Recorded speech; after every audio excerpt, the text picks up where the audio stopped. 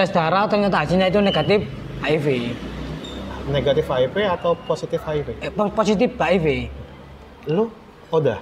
Itu iya udah pemakaian jarum suntik lu.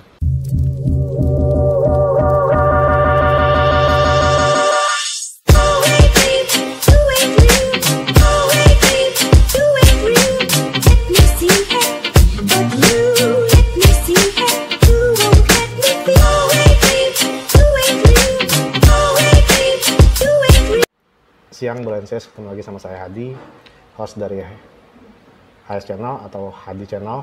Ya. Saat ini saya kedatangan seorang tamu yang juga baru keluar dari lembaga pemasyarakatan. Ya. Mungkin boleh diperkenalkan dulu, Mas. Selamat siang, nama saya Bisri, saya dari Surabaya, umur saya 32 tahun. Saya dihukum karena kasus narkoba dan hari ini baru selesai pulang menjalani selesai hukuman 3 tahun 3 bulan. Oke, Bisri, selamat untuk kebebasannya. Siap. Oke, gimana nih, lo kok bisa kena narkoba ini? Ceritanya seperti apa? Awal mula pemakaian di luar terpengaruh sama teman dulu.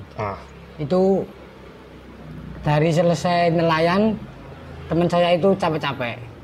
Habis capek-capek beli jamu katanya. Ya udah saya turutin, saya kasih uang 100.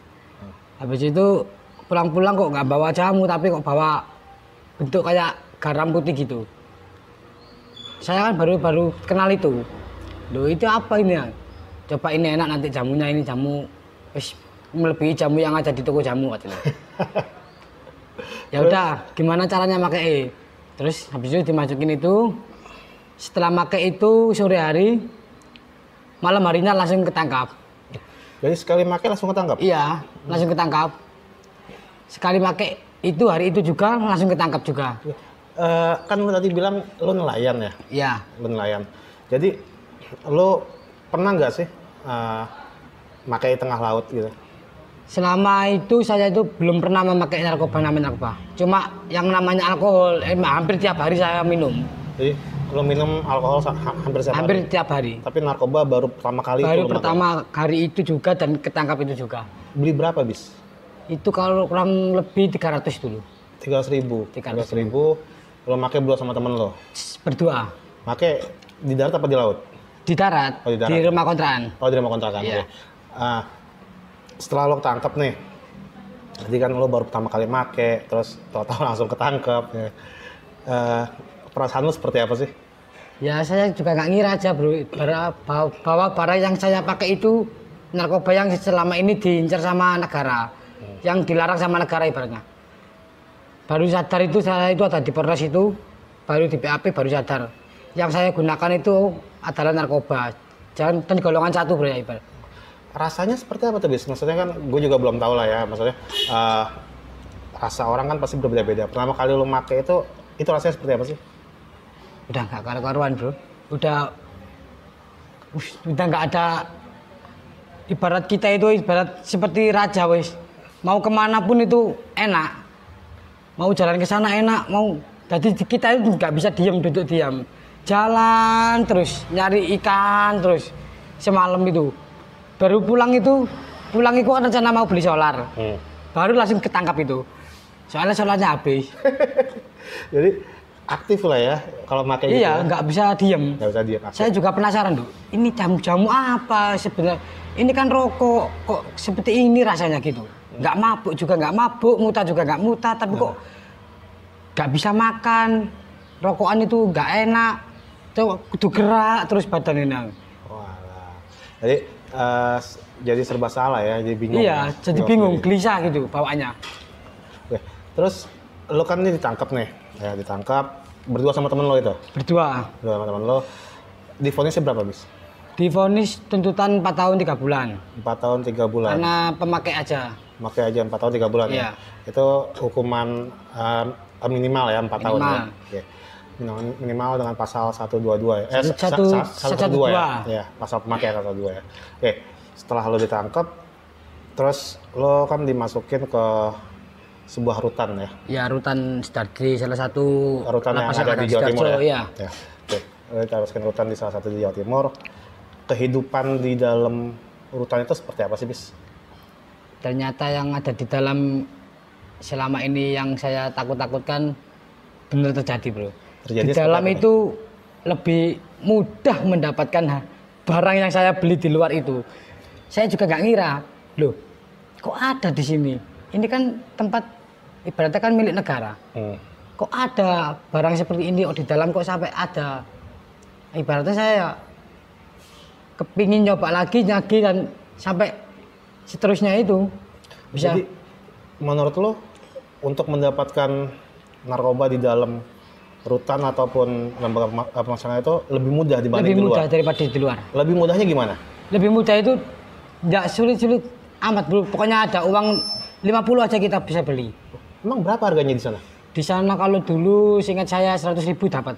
100.000 dapat? Iya, cuma uang 50 itu udah dapat. Gimana caranya bisa dapat dengan uang 50.000 bisa dapat? Ya yang 50-nya lagi nanti 3 hari, hutang 3 hari. Oh, jadi tempo. Iya, jatuh tempo 3 hari. Diutangin gitu. DP 50.000, 3 hari baru lunas 50.000-nya lagi. Misalkan kalau memang setelah jatuh tempo kan seperti yang bilang tadi DP-nya 50.000, jangka waktu kecek 3 hari dilunasi gitu kan. Iya. Nah, misalkan tidak bisa melunasi, konsekuensi yang akan diterima apa, Bis? Konsekuensi yang ada diterima di dalam rutan yang saya hadapi dulu itu, kita itu berdiri dari bukaan pintu pagi sampai tutupan siang apelan. Habis itu setelah apelan berdiri lagi sampai tutupan sore.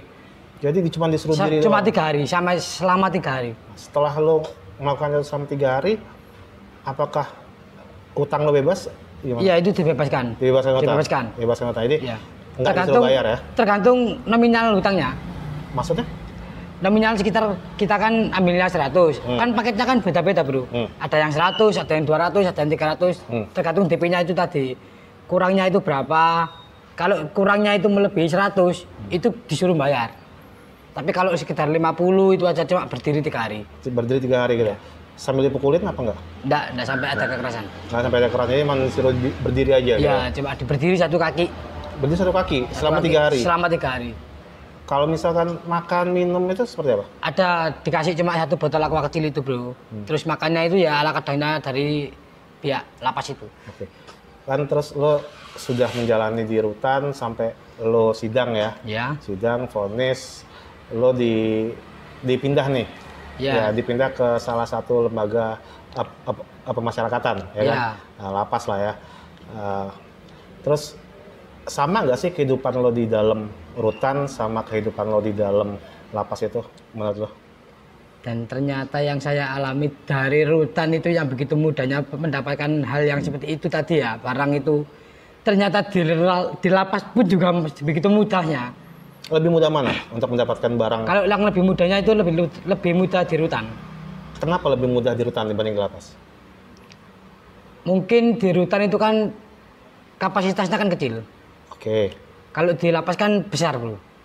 Oke. Tempatnya kan besar, luas lah ibaratnya. Kita itu agak sulit mendapatkan kalau nggak dapat kepercayaan dari orang si penjual tadi itu nggak dikasih.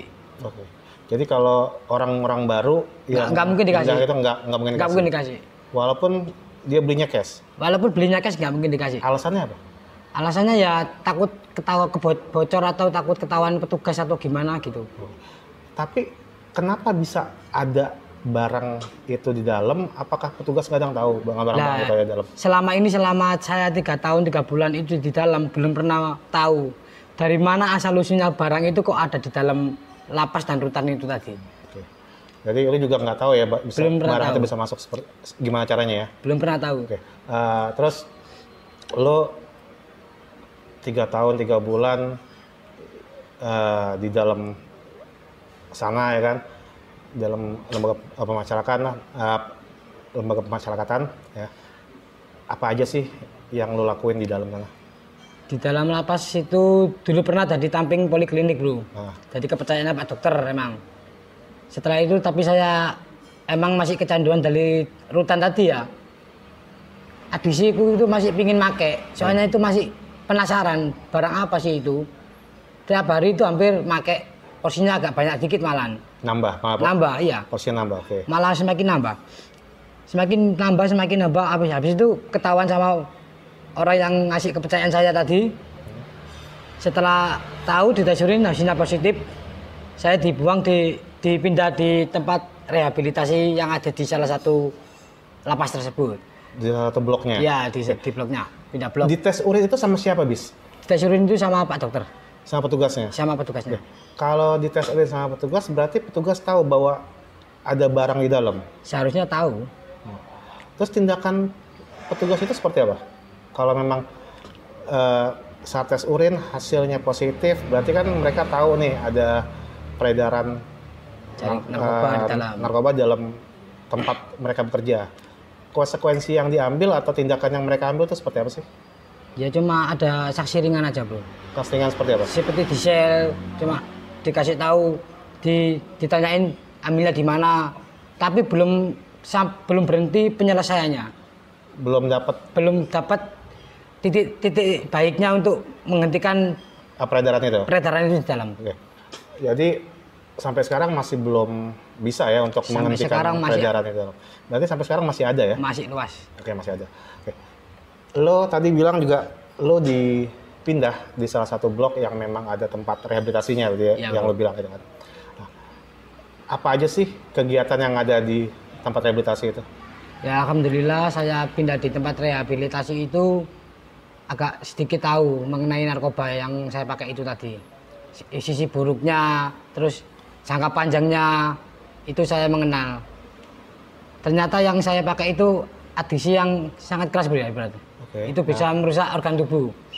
Termasuk kesehatan juga. Iya, semuanya lah ya bisa merusak pikiran, bisa merusak organ tubuh lo yang ada di dalam tubuh lo ya kan. Jadi sebenarnya nggak ada sisi baiknya sama sekali, cuma merugikan iya.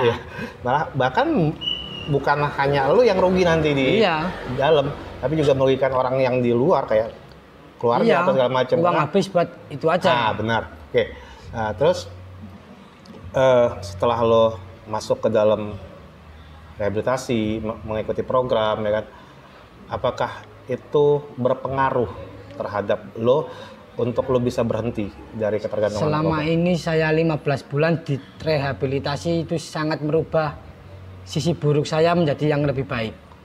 Dari awalnya itu kan tahu mengenai sisi buruknya itu, apa jangka buruknya kesehatan, tentang kesehatannya itu. Oh iya benar-benar nggak baik lah saya pakai. Dari emangnya sulit bro pertama kok berhenti itu bro. Susah. Panas dingin sampai 1 minggu aku. Habis tak coba mesti bisa aku.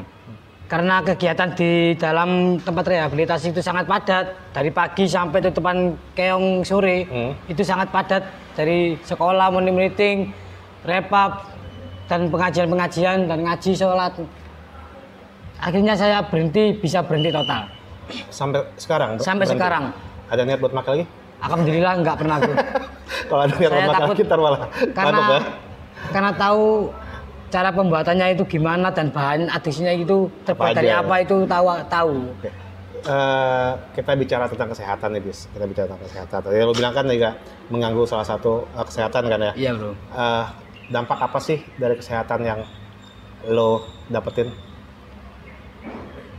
Selama saya berhenti itu mudah lelah emang. Mudah capek ya? Mudah capek. Terus ternyata saya sempat oknam, bro.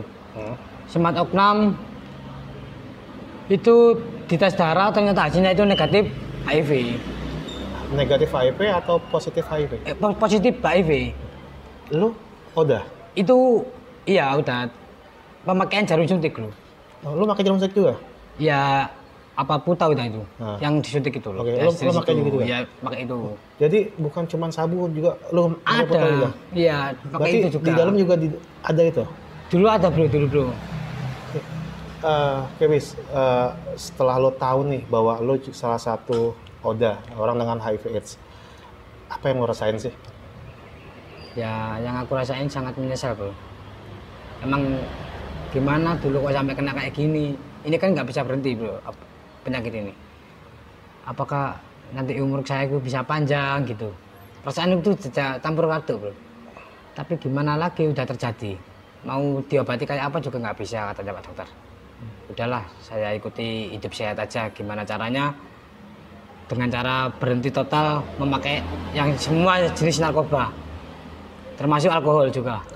Jadi dengan taunya lo Oda itu menjadi salah satu titik balik juga ya buat lo. Iya, itu penyembuhan saya. Berhenti menggunakan narkoba ya.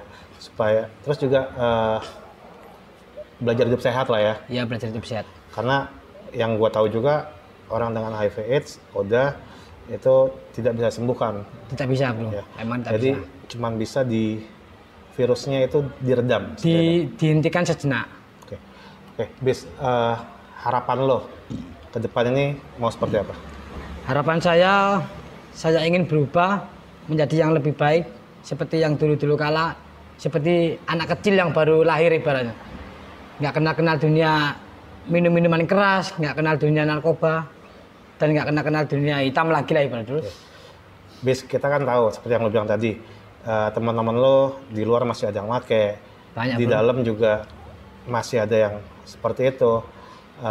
Gue minta satu dari lo, coba berikan motivasi kepada teman-teman lo yang di luar sana agar mereka juga bisa berhenti menggunakan narkoba. Baik teman-teman, saya seorang mantan pecandu. Siang ini saya mau menceritakan tentang efek buruk pemakaian narkoba. Jadi saya kalau sekedar ngasih motivasi, tolong berhenti untuk menggunakan narkoba. Narkoba itu nggak baik untuk kesehatan sampean mas. Jangan sampai sampean seperti saya yang menyesal sampai seumur hidup mas ibaratnya. Saya tidak kena penyakit Oda, bahkan bisa dibully sama teman-teman yang ada di luar ini kalau tahu. Gara-gara si narkoba tersebut. Tolonglah kalau ingin hidup sehat, ingin sampean hidup lama, berhentilah. Hiduplah yang sehat aja mas. Jangan sampai pernah gunakan yang hal seperti itu lagi. Sekian dan terima kasih. Oke, gue ambil kesimpulan dari motivasinya Bisri untuk teman-teman di luar sana ataupun teman-teman yang masih menggunakan, berhentilah dari sekarang sebelum terlambat. Seperti itu bisa ya? Iya, sebelum terlambat. Karena masa depan kalian, ya kalian sendiri yang menentukan, bukannya siapapun. Jadi hidup itu sebuah pilihan. Jadi tergantung kalian mau berbuat seperti apa, mau memilih seperti apa hidup kalian, ya itu kalian yang memilih. Oke, Bisri, terima kasih. Semoga sukses ya di luar sana dan selamat menempuh hari kebebasan. Siap bro. Semoga ini menjadi titik balik dari lo supaya bisa menjadi lebih baik. Amin. Sukses terus, Bis. Iya, terima kasih. Oke, terima kasih Bro Sis. Jangan lupa like, comment, and subscribe.